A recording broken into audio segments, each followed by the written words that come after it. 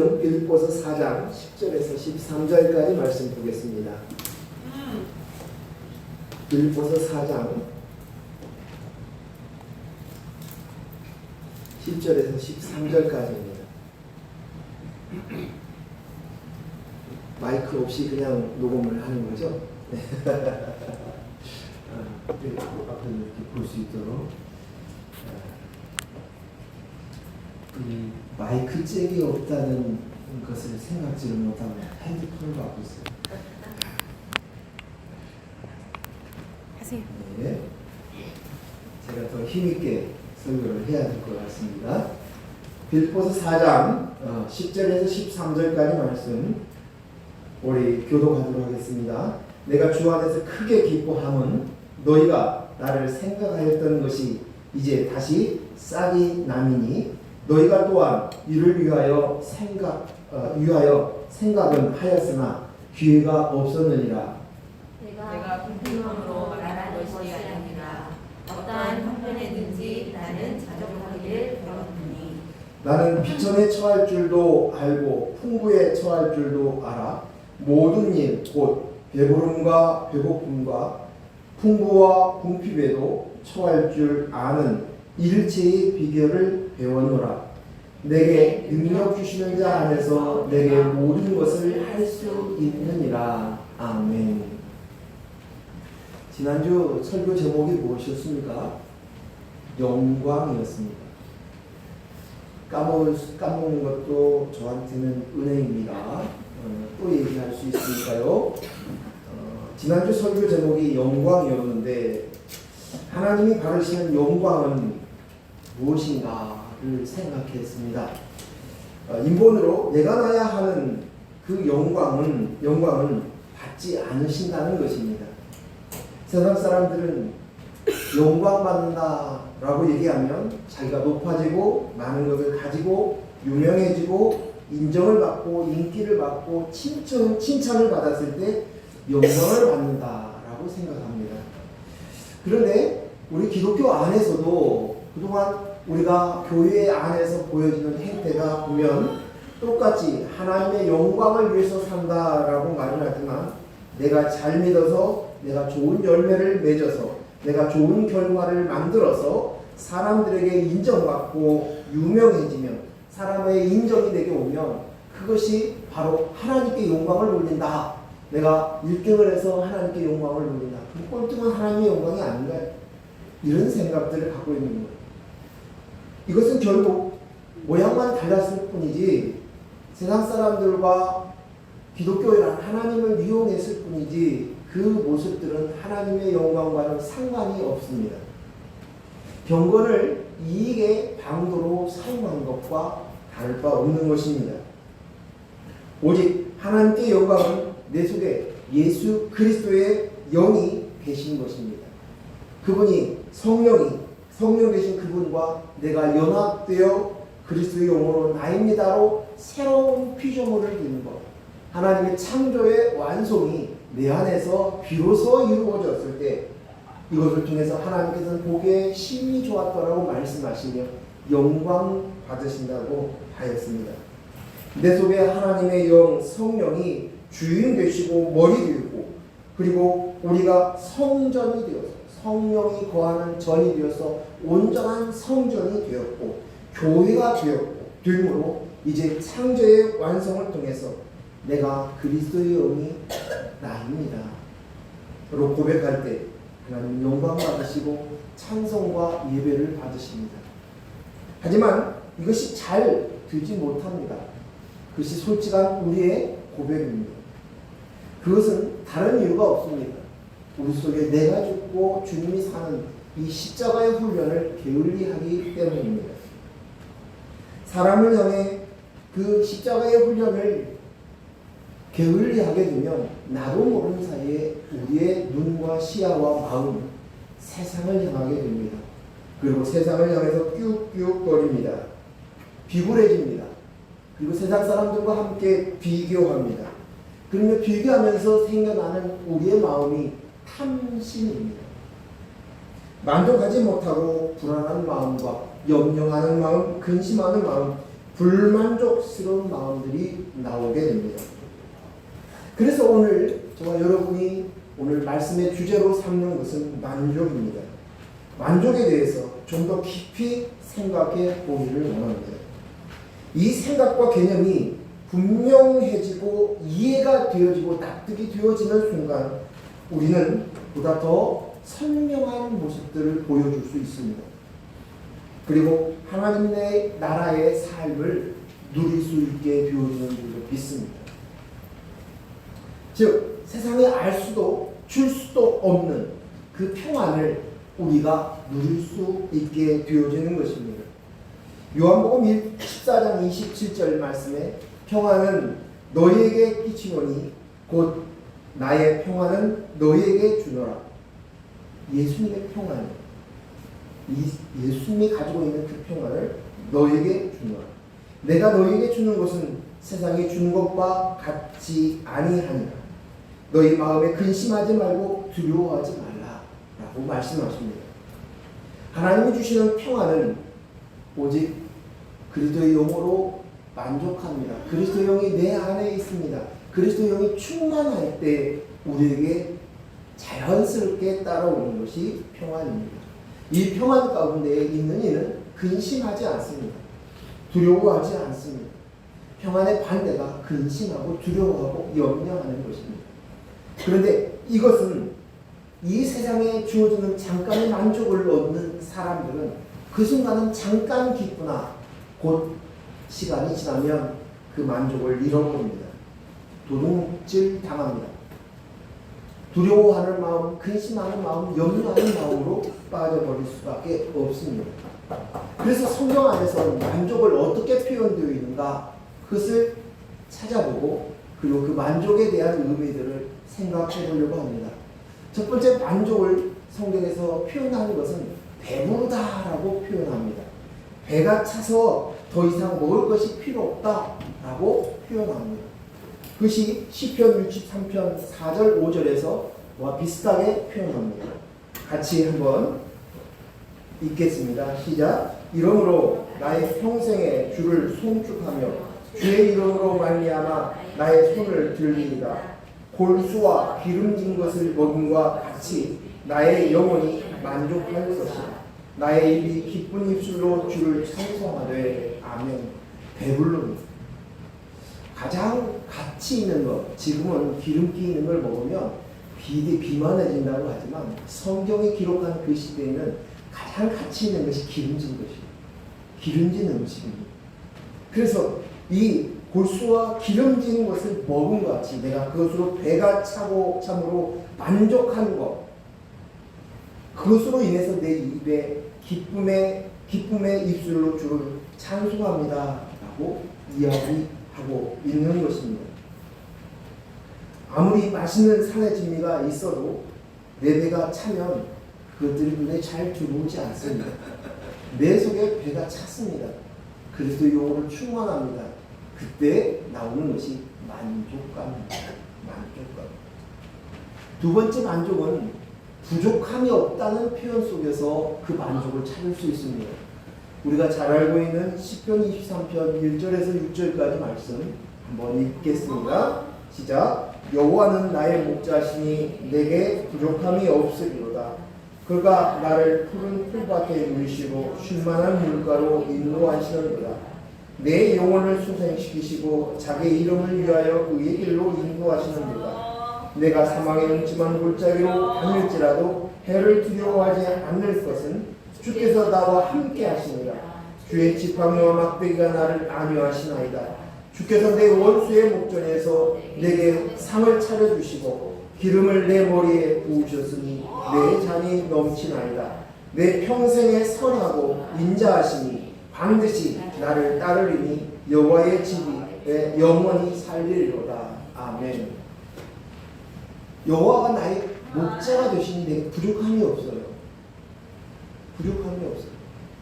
다윗은 목동이었습니다. 이 시편 23편은 다윗의 노년 시절에 자기의 인생을 유추해 보면서 생각하는 고백입니다. 근데 자기의 인생을 딱 돌아봤을 때 나는 부족함이 없었다는 것입니다.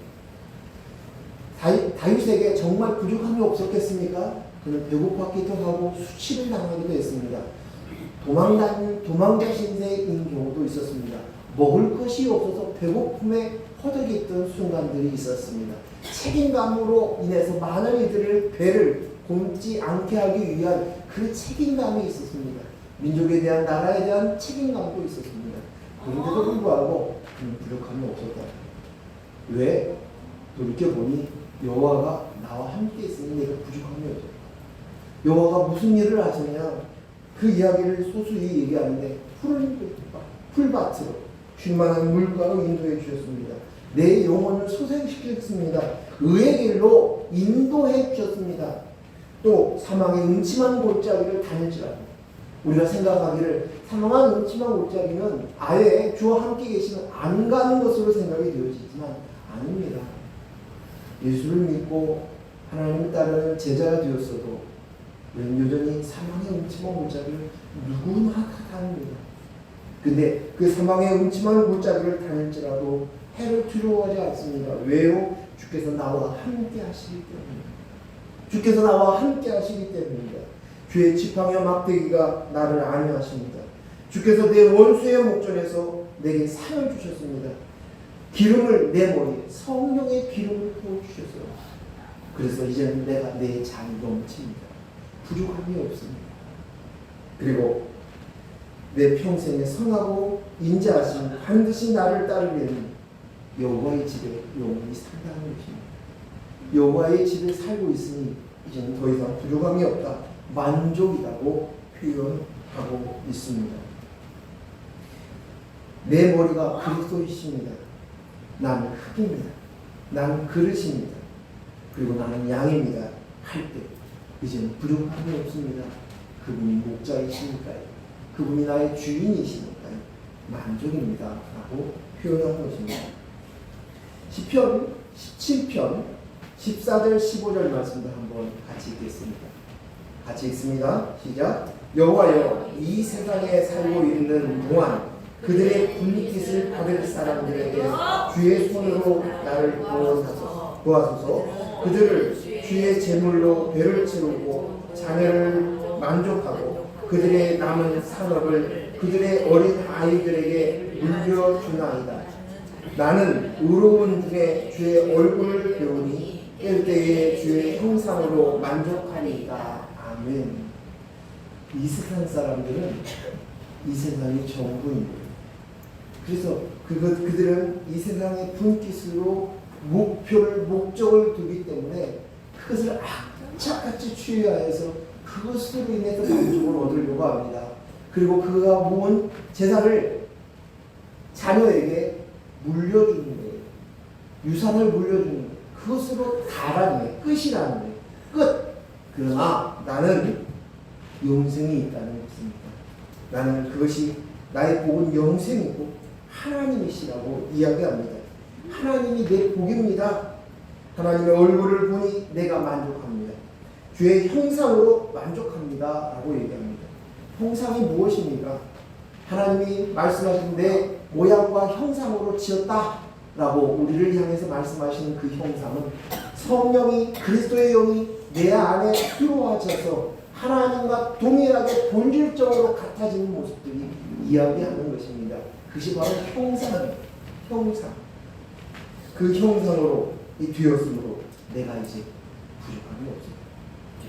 내게 이제 더 바랄 것이 없습니다. 만족입니다. 라고 이야기하고 있는 것입니다. 다른 성경들을 조금만 더 찾아보도록 하겠습니다. 시편 107편 9절 말씀 읽겠습니다.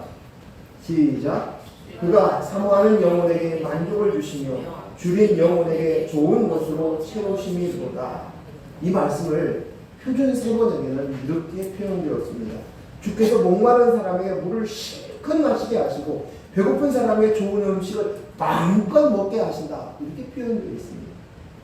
즉 다시 말해서 하나님께서 우리에게 먹이시고 입히심으로 인해서 더 이상 배고프지도 더 이상 목마르지도 않다라고 이야기합니다. 그래서 만족이다.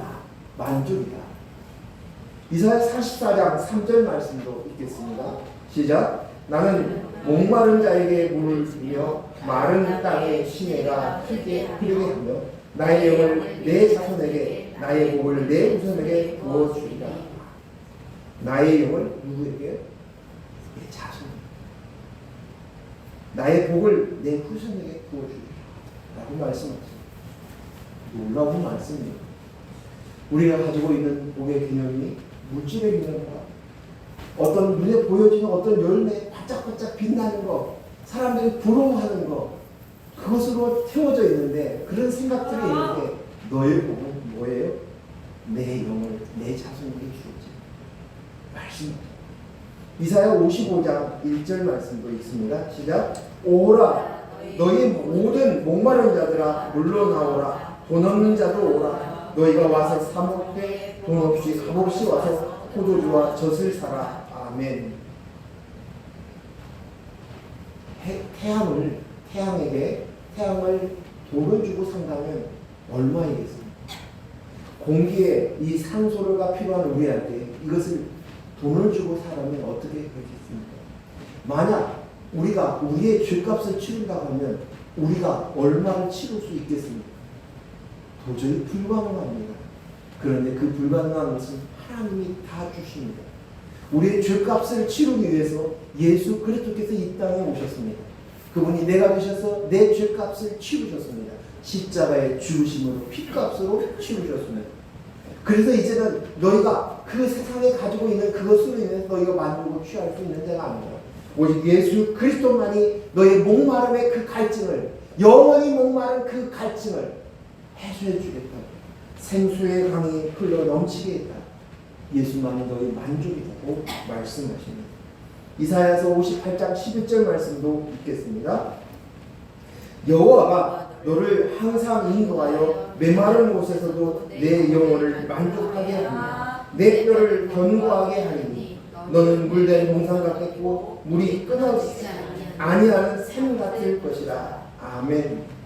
여호와만이 만족이라는 것이, 여호와만이 샘이라는 것이, 우리가 우리의 인생을 광야의 길로 비유합니다. 메마른 길을 갑니다.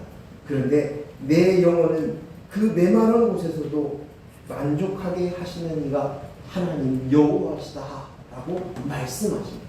이것이 아니면 만족할 수가 없는 것이, 하나님이 아니면 우리는 본질 자체가 만족할 수 없는 존재라는 거예요. 내 안에 그리스도의 영, 하나님의 영, 성령이 내 안에서 충만하지 않으면 우리는 만족할 수 없는 존재다라고 말씀하시고 있습니다. 우리가 가지고 있는 어떤 사람에게 가지고 있는 건강으로도 물질로도 어떤 것으로도 만족할 수 없습니다. 그것을 이야기하고 있는 것이 전도서의 말씀입니다. 한번 보겠습니다. 전도서 5장 10절 말씀 읽습니다. 시작. 은을 사랑하는 자는 은으로 만족하지 못하고 풍요를 사랑하는 자는 소중으로 만족하지 아니하니 이것도 헛되다. 아멘. 헛되다. 아무리 많은 은이 있다 할지라도 만족을 줄 수 없습니다. 아무리 많은 재물을 가지고 있어도 만족이 있을 수 없습니다. 세상에 이런 일이 보니까 각가지 막 인형을 모은 사람도 있고 피규어를 모은 사람도 있고 또 예전에 지나간 물건들 하다못해 그 먹었던 과자 봉투를라든지 이런 것까지 막 모으는 사람들이 있어요. 어떤 사람은 10원짜리 동전을 막 모으는 사람도 있어요. 다양한 사람들이 나와. 세상에 이런 일이 나와. 근데 그것을 차고 아무리 채워도 그것으로 보면서 만족이 안 돼요. 끝없이 수집하는 거예요. 오늘 우리는 재물로 만족할 수 없습니다. 은으로도 많은 소유로도 채워질 수 없는 이것은 탐심입니다. 탐심을 소유한 사람은 오히려 소득이 많으면 많을수록 더 큰 탐심이 일어납니다. 더 커집니다. 우리는 그리스도의 영이 아니면 만족할 수 없습니다. 아닙니다. 또 이런 것도 있습니다. 나는 모든 탐심을 끊겠다고 얘기하면서 아무 소유를 않는 무소유를 주장하는 사람도 있습니다. 그런데 그 또한 탐심입니다. 자기의 만족을 채우기 위해서 나는 물질을 취하지 않아, 나는 옷을 2벌을 갖지 않아 라고 할 뿐인 것입니다. 똑같아요. 본질은. 그것으로는 안 돼. 그래서 헛되다. 헛되다. 조금 이따 더 설명하려고 하고요. 전도서 6장 3절 말씀 또 읽습니다. 시작. 사람이 비록 100명의 자녀를 낳고 또 장수하여 사는 날이 많을지라도 그의 영혼은 그러한 행복으로 만족하지 못하고 또 그가 안장되지 못하면 나는 이르기를 낙태된 자가 그보다 낫다 하나니. 많은 자녀를 갖는 것이 복이라고 생각합니다. 실제로 그렇게 생각하고 살아왔습니다. 요즘은 인구가 적은 시대에 살고 있기 때문에 그 생각이 조금 바뀌어졌지만 오늘 지금까지 인류가 살아온 가운데서 가장 큰 복은 자녀라고 생각합니다. 그래서 자녀를 낳고 또 낳습니다. 근데 100명이나 낳는다 할지라도 자녀가 있다 할지라도 그것을 만족할 수 없다는 거예요. 잠깐의 행복은 줄 수 있을런지 모릅니다. 행복을 추구합니다. 하지만 그것이 아니라는 것이죠. 그것으로는 가질 수 없는 것이다. 오히려 그런 심령 안에 그리스도의 영으로 나옵니다. 이게 안장되지 않는다면 방금 죽어서 낙태하여서 금방 엄마 뱃속에서 죽은 아이보다도 못하다는 것이에요. 그것이 더 낫다는 것이에요. 이것은 바로 헛되다는 것입니다. 이것으로는 만족을 얻을 수 없는 것이 우리의 인생 자체라는 거죠. 헛되다는 말의 뜻은 그리스도의 영이 없다는 것이에요. 그래서 허무하다는 거죠. 흡족하지 않다는 거예요. 만족하지 않다는 거예요. 그 어떤 것으로도 하나님이 우리를 창조하셨습니다. 근데 창조하시되 하나님께서 우리를 만드신 자체가 그것으로는 만족할 수 없도록 흡족하지 못하도록 흡족할 수 없으므로 없게 만들었다는 것이에요. 우리는 이것을 알아야 돼요. 그래서 예수님께서 어느 날 찾아오는 청년이 있었죠. 어떻게 하면 영생을 얻을 수 있습니까? 그때 예수님이 진단이 무엇이었습니까? 내 소유를 다 팔아 가난한 자에게 나누라는 것이. 그리고 나를 찾으라. 그러면 너에게 보화가 있겠다고 말씀하십니다. 예수님께서 말씀하시는 이 소유는 모든 물질만을 이야기하고 있는 것이 아닙니다. 나로 삼는 소유, 나로 삼는 나의 정체성으로 삼는 소유를 이야기하는 것입니다. 어떤 사람은 명예일 수도 있고 어떤 사람은 잘생긴 유명일 수도 있고요. 또 어떤 사람은 물질일 수도 있고 어떤 사람은 건강일 수도 있고 자기 배경일 수도 있고 다 나로 삼는 것들, 그것들을 나누지 않고는 아버지를 따를 수 없다는 것을 이야기합니다. 아버지로만이 만족한다는 것이 마태복음 19장 21절 말씀 읽습니다. 시작. 예수께서 이르시되 내가 온전하고자 할진대 가서 내 소유를 팔아 가난한 자들에게 주라. 그리하면 하늘에서 보화가 있으리라. 그리고 와서 나를 따르라 하시니. 아멘. 우리는 보화를 가진 자인 줄로 믿습니다. 땅속 내 마음속에 가장 귀한 보물이 있습니다. 오늘 이것을 잊지 마시기를 바랍니다. 이것을 알고 인식되어지면 더 이상 세상에 있는 것들로 우리의 차지하는 거예요. 내가 가장 좋은 보물이 있으니까요. 보물을 찾은 자예요. 그래서 내 전 소유를 다 팔아 그 땅을 삽니다. 그 보물이 담겨져 있는 그 땅을 사는 것입니다. 그것이 바로 우리예요. 값진 진주를 찾은 진주장사는 자기의 모든 진주를 투자해서 가장 값진 진주를 사는 거예요. 이것이 바로 저와 여러분이라는 이 사실을 우리가 인정하고 인식하면 되는 것입니다. 저는 가끔 이제 무슨 조금 신경이 쓰이거나 또 염려되는 근심되는 것들이 잠깐 머릿속에 들어오게 되면 그 제가한테 얘기해줘요. 나는 지금 가장 좋은 진주 그리스도의 영이 내 안에 계시지. 그걸 한 번 생각하면 한순간 이제 그것은 그냥 내가 해결해야 될 문제인 거지. 그냥 지나가면 살면 되는 거예요. 그 주어진 대로 걸어가는 거예요. 더 이상 그것이 나를 유동치게 하지 않는 거지. 그래서 세상에 빼앗을 수도 없고 가져갈 수도 없는 것입니다. 그것이 그 만족. 이 만족. 창세기 14장 8절 9절 말씀 읽겠습니다. 자, 시작. 아브라함이 롯에게 이르되 8절 14장 8절 9절 읽은가요? 제가 성경을 잘못 했나요? 미안합니다. 이것을 준비한 사모님의 잘못이 아니라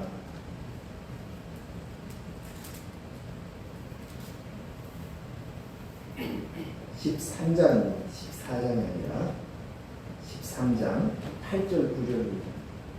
13장 8절 9절.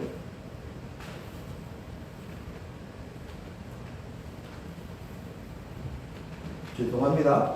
8절 9절 말씀 읽습니다. 아브라함이 롯에게 이르되 우리는 한 가족이라 나나 너나 내 목자나 내 목자나 서로 다투지게 하지 말자.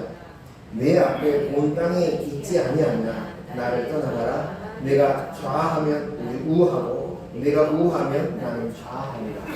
아멘. 무슨 장면입니까? 아브라함과 롯이 재산이 많아지자 그 목자들이 서로가 다툽니다. 그러자 아브라함이 롯을 불러서 제안하는 것이에요. 우리가 같은 가족인데 다퉈서 되겠느냐? 우리가 이제 서로가 같이 살 수 없으니까 나누어서 간다. 자, 여기 네가 하고 있는 가운데서 내가 오른쪽을 선택하면 나는 왼쪽으로 가고 네가 왼쪽을 선택하면 내가 오른쪽으로 갈게 라고 얘기합니다. 오늘 이 제안 앞에서 롯이 고민을 합니다. 어디가 좋을까? 그 고민의 기준은 뭡니까?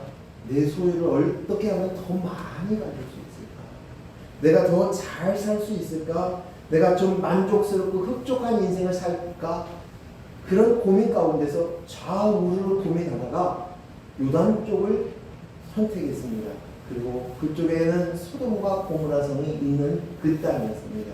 눈에 보기에 좋은 것, 범직한 것, 먹음직한 것, 탐스러운 것, 그래서 선택하였습니다.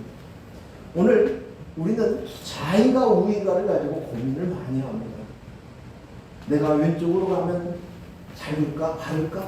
잘 될까 바를까? 왼쪽으로 가면 바를까 오를까 고민합니다. 내가 손해보지 않을까? 그것을 위해서 밤새워 고민을 합니다. 우리는 좌로 우로 우리의 인생을 향해서 바라보고 있는데 오늘 아브라함의 선택은 좌도 아니고 우도 아니었습니다. 그가 선택하는 것은 무엇입니까? 하나님입니다. 좌도 아니고 우도 아니고 하나님이었습니다.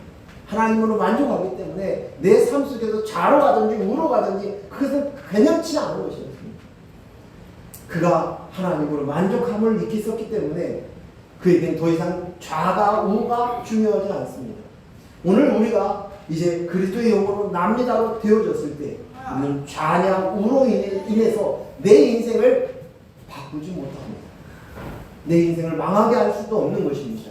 이미 우리는 하나님 나라의 유업을 이을 자로 세워져 있습니다. 다 가진 자입니다. 다 이룬 자입니다. 그렇기 때문에 좌우가 아닙니다. 이제 새롭게 모세를 이어서 새로운 지도자로 등극한 여호수아에게 하나님이 이야기하십니다. 너는 좌로나 우로나 치우치지 말고 가라고 얘기합니다. 뭘 얘기합니까? 주의 말씀대로 하나님 말씀대로 하나님의 뜻대로 하나님과 함께 가면 된다는 것입니다. 우리는 좌로나 우로나 치우침이 없이 하나님과 함께 가는 그리스도의 영으로 납니다. 하나님의 영으로 만나면 납니다. 내가 하나님 나라의 백성인가로 살아가야 된다는 것입니다. 오늘 자인과 우로인가를 그것으로 고민하였던 롯의 결과가 무엇입니까? 심판이었습니다. 망함이었습니다. 그것의 결과를 리얼하게 보여주는 것입니다. 이 결국은 네 인생을 위해서 선택한 거 결과는 이렇게 되는 거야. 그래서 소돔과 고모라 성을 심판하는 장면을 자세하게 기록되어 놓은 것입니다. 우리의 모습들을 리얼하게 보여주는 것입니다. 우리는 십자가로 만족해, 그리스도의 영혼을 압니다 로 만족해가 안 되면 만족감을 느끼려고 많이 애를 씁니다. 이 일에 훈련되지 않으면 오늘 우리는 또다시 초라함을 느끼게 될 것입니다. 그리고 또다시 뭘로 나를 흡족해야 할까? 그것으로 인해서 기웃기웃거립니다. 이런 욕심이 나는 것이, 이게 뭐라고 그랬어요? 탐심입니다. 탐심. 그리고 그 탐심을 채우기 위해서 손발이 움직이기 시작합니다. 그것이 정욕입니다. 정욕이에요. 그래서 내가 나야 하는 이 인본은 바로 탐심과 정욕으로 가득 차게 되어집니다. 그 탐심이 나의 온 에너지를 빼앗아갑니다. 그래서 그 지정의가 탐심의 노예가 되고 마는 것입니다. 그러니 하나님이 주시는 복음을 받아들일 수도 없습니다. 깨쳐줄 수도 없습니다. 그것으로 인해서 실감을 느끼지 못하는 것입니다. 여러분 안에 어떠한 욕구나 바람이나 소원이 아직도 내 속에 남아있으면 복음을 아주 실제적으로 느끼는 거예요. 막연하게 느끼는 거예요. 저는 그 이야기를 많이 듣습니다. 목사님 말씀은 맞습니다. 근데 그것이 본질이고 그것이 맞는다는 것은 알겠는데 그 말씀이 막연합니다 라고 표현해요. 현실감이 떨어진다는 얘기예요. 왜 그렇습니까? 내 안에 욕망이 있는 거예요. 바람이 있는 거예요. 소원하는 것들이 아직도 꿈틀꿈틀 있는 거예요. 그래서 그쪽에 에너지가 가니까 이 복음에 대해서 말씀들을 머릿속으로는 이해할 것 같은데 실감이 안 나는 거예요. 젊은 친구들이 이 복음 안에 들어오는 것이 쉽지 않다고 생각이 되어집니다. 왜 그렇습니까? 머리로는 그래요 알겠어요 하는데 현실감을 못 느끼는 거예요. 이 복음이 실제라는 사실들을 느끼지 못해요. 자기 것으로 소유하지 못해요. 왜 그렇습니까? 그 안에 욕망이 있고 탐심이 남아있는 거예요. 내가 무엇인가를 이루고자 하는 그런 바람들이 있는 거예요. 내가 이 세상에서 뭔가 해야겠지, 뭔가 이루어야지, 뭔가 가져야지 하고 싶은, 자기가 가지고 싶은 보석이 있는 거예요. 그것 때문에 실감을 못하는 거예요. 그래서 그들이 스스로 다 해보고 알고 깨달을 때까지 기다리라, 이렇게 충고할 수도 있습니다. 오늘 우리는 이 부분에 대해서 우리가 만족해 이것을 느끼지 못하는 그것은 이 십자가 훈련을 못한 것 때문인데, 이 십자가의 훈련으로 가지 못하게 방해하는 이 탐심, 이 정욕이 어디가 있는가, 내 에너지를 자꾸 뺏어가는 그것이 무엇인가 한번 냉정하게 봐야 돼요. 냉정하게 봐야 돼요. 이것이 채워지지 않으면 이것이 자꾸만 그것을 나를 끌고 가기 때문에, 어떤 사람은 어렸을 때부터 가난하게 삶으로 인해서 물질에 대한 욕구가 있을 수도 있어요.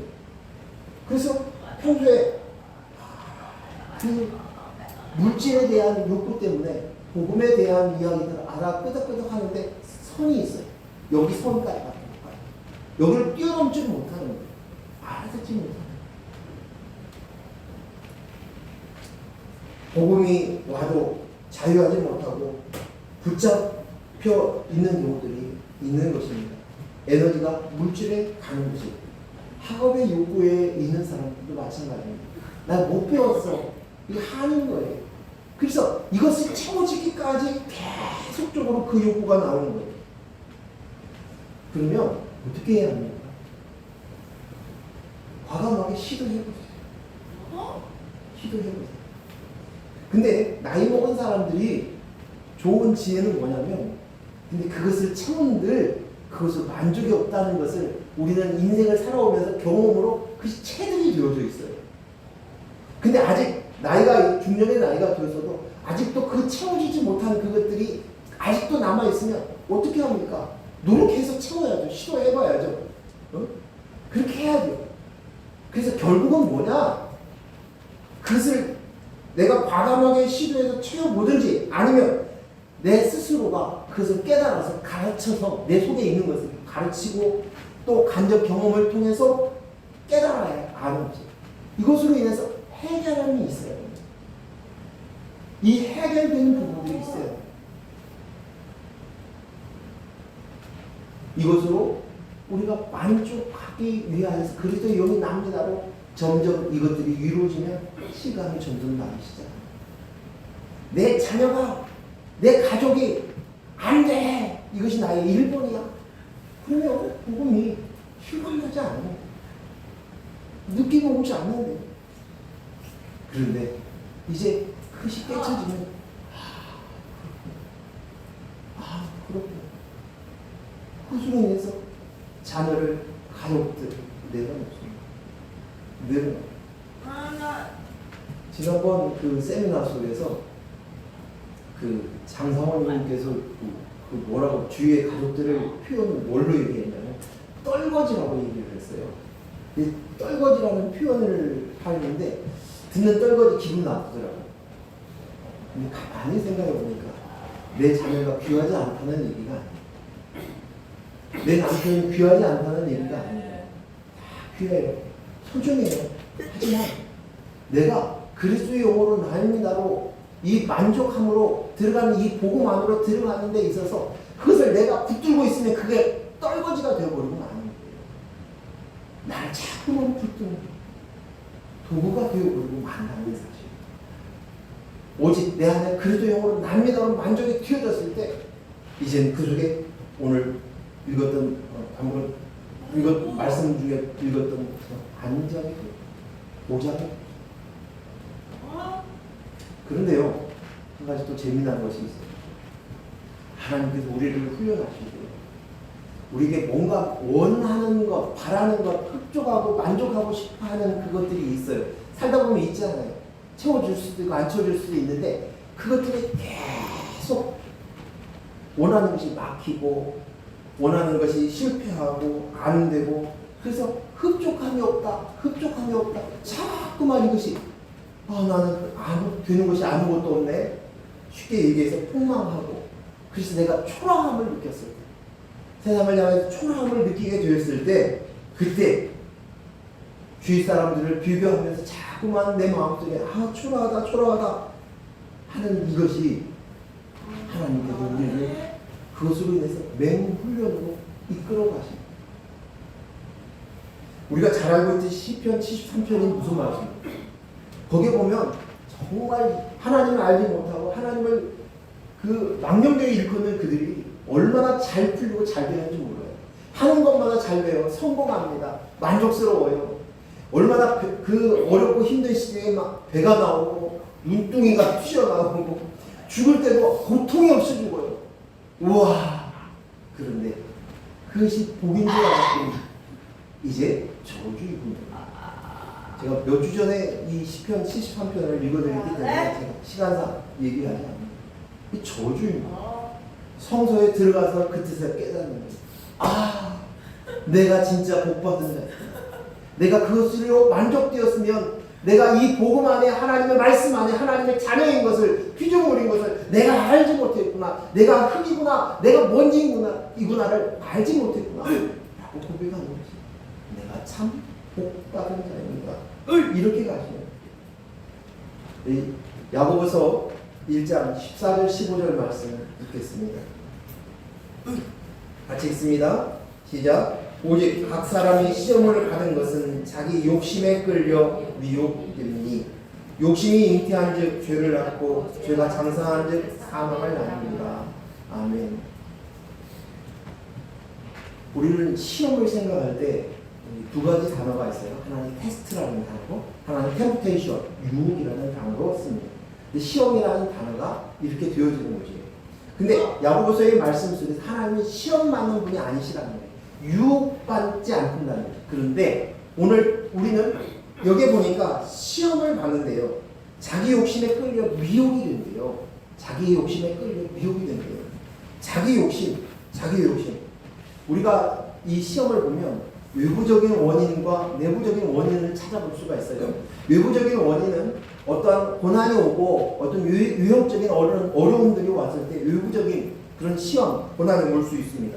하지만 내부적인 것도 있습니다. 내부적인 어떤 갈등이 있어요. 어떤 유혹이 들어갈 수도 있어요. 힘듦들을 내 마음속에서 그 갈등으로 인해서 고통스러울 수도 있어요. 그런데요, 이 내용을 잘 들여다보면 사실은 이 두 가지가 같은 거예요.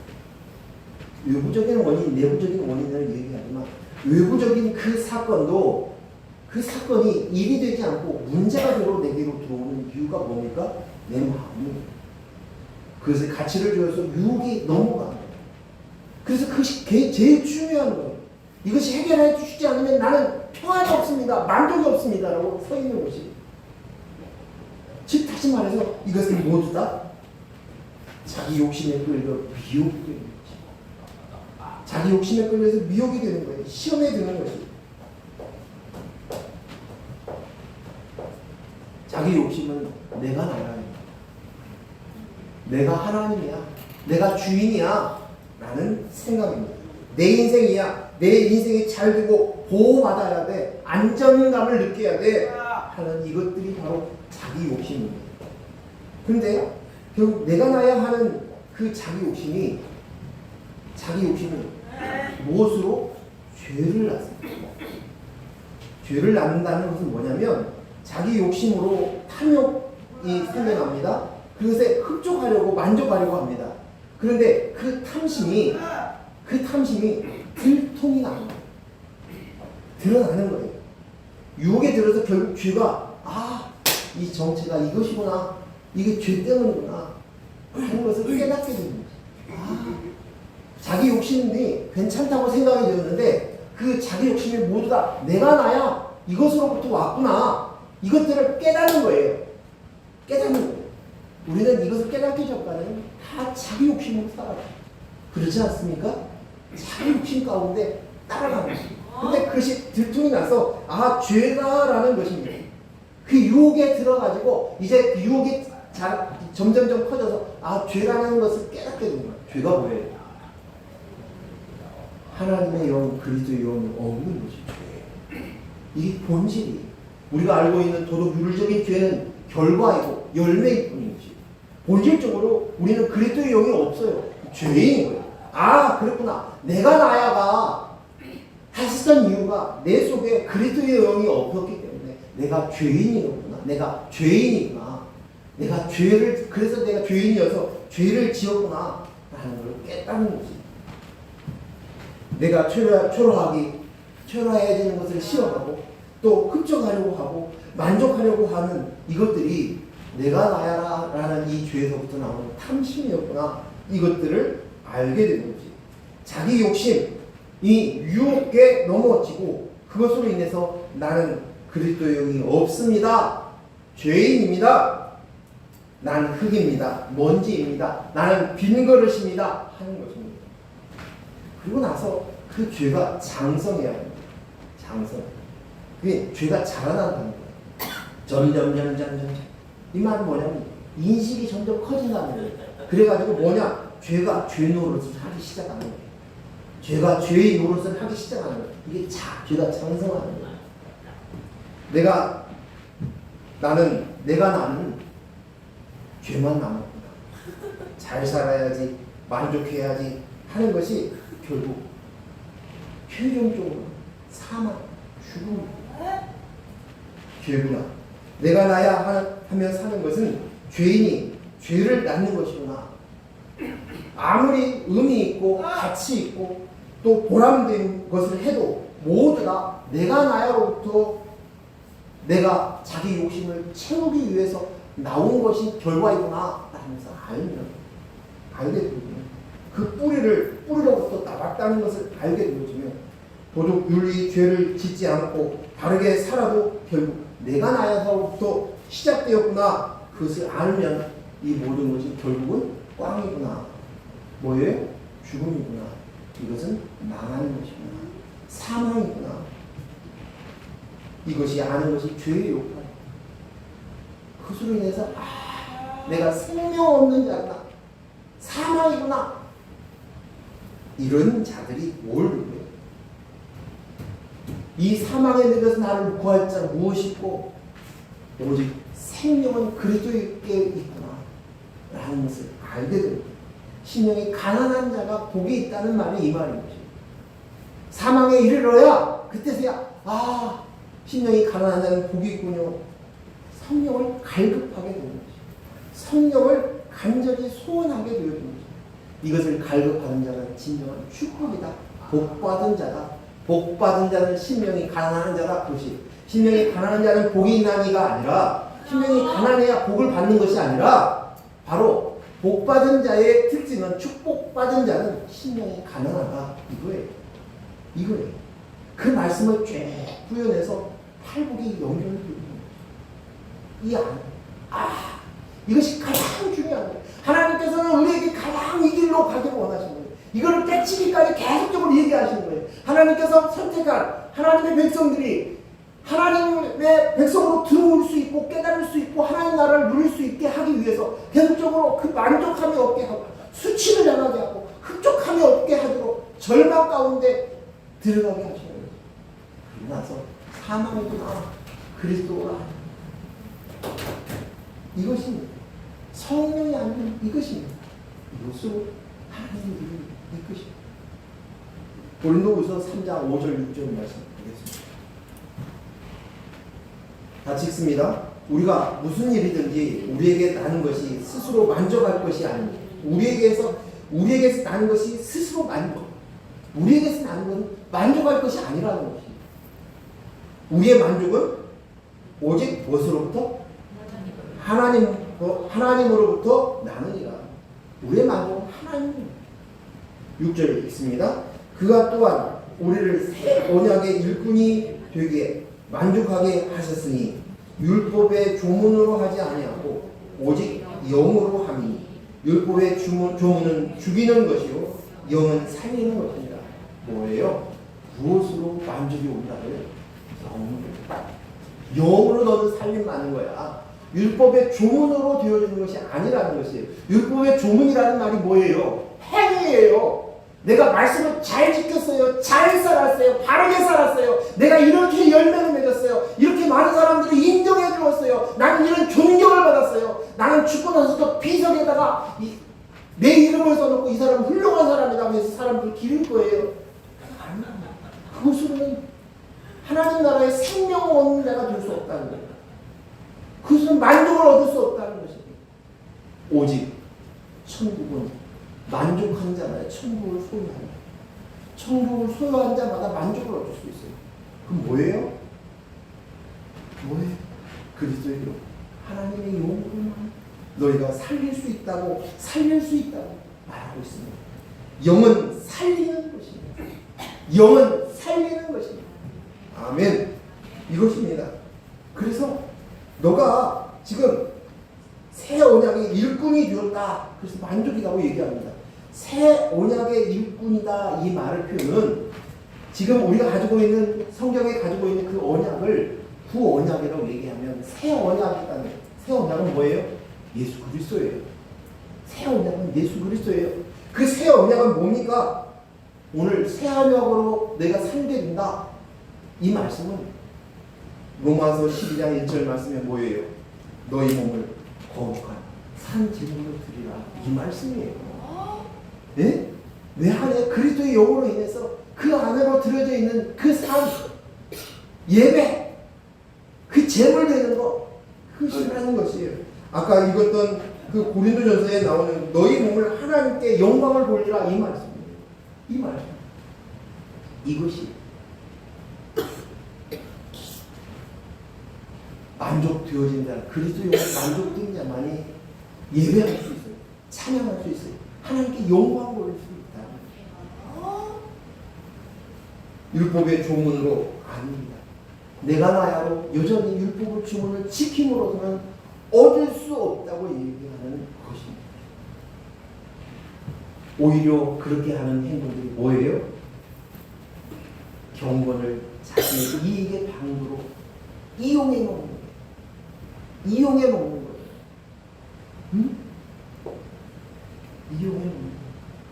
사람들은 이용해 먹잖아요. 내가 말이야, 어? 내가 말이야. 너희 아버지하고 우리 집이 어떤 가문인 줄 알아? 뭐야? 다 이용해 먹잖아요. 그죠? 세상 사람들이 나를 지키기 위해서, 나를 드러내기 위해서, 나의 인정을 받기 위해서 그래요. 근데 그리스도 안에서도 율법을 지킴으로 인해서 경건을 자기의 이익의 방도로 사용해 먹는 거예요.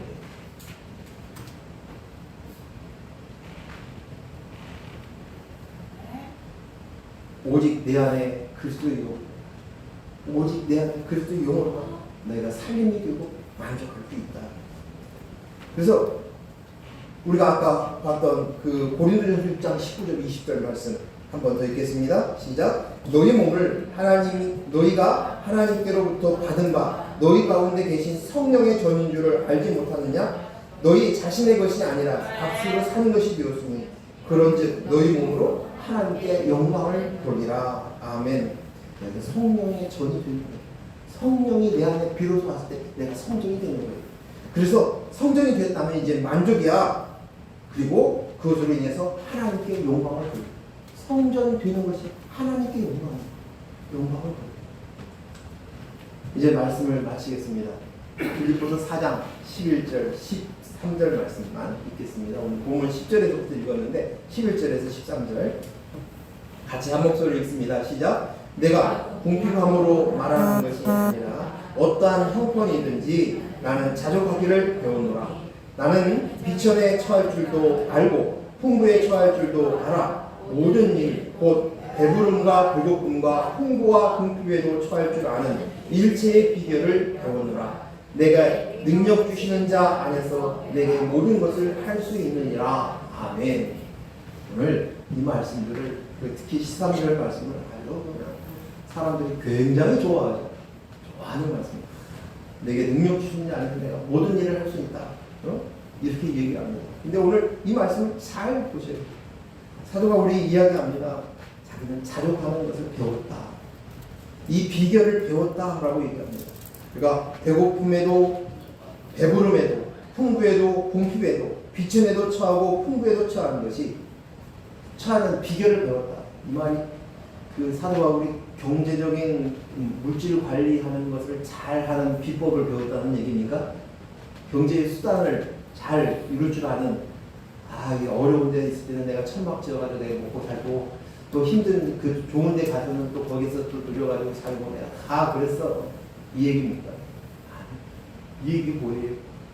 이 비법. 그것은 자족하는 비결을 받았다는 거예요. 만족하는 비결을 받았다. 근데 그 비결이 내게 능력 주신 자 안에 있는 것이다 라고 얘기해요. 내게 능력 주신 자 안에서 있어서 내게 능력 주신 자로 인하여서 자족함으로 이 일들을 해결할 수 있었다는 것이에요. 내가 나아가 참고 인내하는 하나님의 능력을 받았다. 돈이 없어도 하나님의 능력을 주셔서 모든 것을 할 수 있다.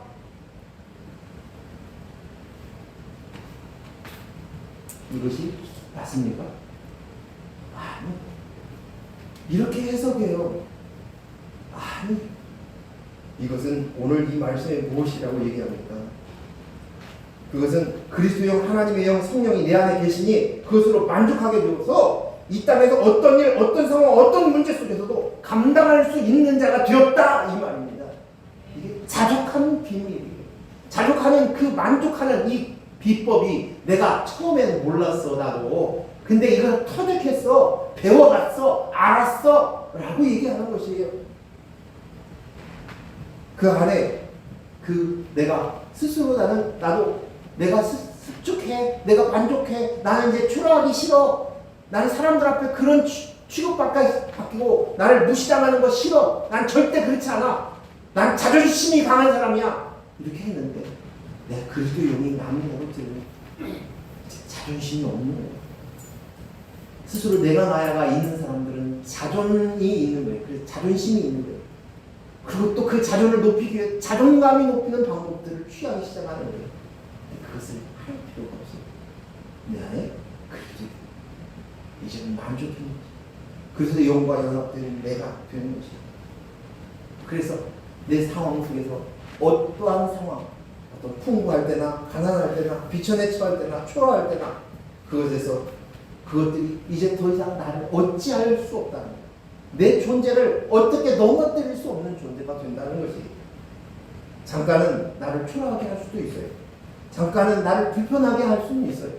하지만 나를, 그리스도의 영인 나를 더 이상 그것들이 나를 함부로 할 수 없다는 것이에요. 완전히 넘어뜨릴 수 없다는 것이에요. 우리가 이 땅을 사는 동안 잠깐 흔들릴 수는 있을런지 모르지만 나는 이미 하나님 나라의 백성이에요. 하나님 나라의 유업을 받은 자예요. 그 하나님이 나와 함께 계시고 영생을 사는 자가 됐습니다. 내게는 최고의 보물이 있습니다. 아멘. 기도하겠습니다. 하나님 아버지 감사합니다. 오늘 주신 말씀들을 다시금 곱씹고 생각하고 점점 더 알아갈 수 있도록 허락하여 주시옵소서. 내 속에서 자꾸만 탐심이 나옵니다. 내가 나야 나를 지키려고 내가 잘 되게 하기 위해서 내 자녀를 흔듭니다. 심지어 내 욕망이 꺾이지 않으면 내 자녀에게까지도 자기를 대신하여서 그 만족을 채우려고 달려듭니다. 하지만 이것들이 결국 만족을 줄 수 없다는 사실들을 우리가 각인되게 하여 주시옵소서. 각성하게 하여 주시옵소서. 주님 아버지 하나님, 이것들이 자꾸만 내 에너지를 뽑아갑니다. 내가 복음이 실제로 못 느끼게 하고 현실감이 없다고 막연하다고 이야기합니다. 그런데 오늘 이것들을 그것으로 아무것도 할 수 없다는 것, 헛되고 헛되나니 헛되도다 라고 고백했던 전도서의 그 말씀들을 인식하게 하여 주시옵기를 원합니다. 그러므로 말미암아 내 속에 그리스도의 영이 납니다로 채워지고 만족되어서 이 십자가의 훈련을 통해서 내가 죽고 주님이 사고 그분이 내 머리이고 그분이 나의 전부이고 주인이 한 사실들을 알아가는 성전된 삶으로 살아가게 하여 주시옵소서. 예수님의 이름으로 기도했습니다. 아멘.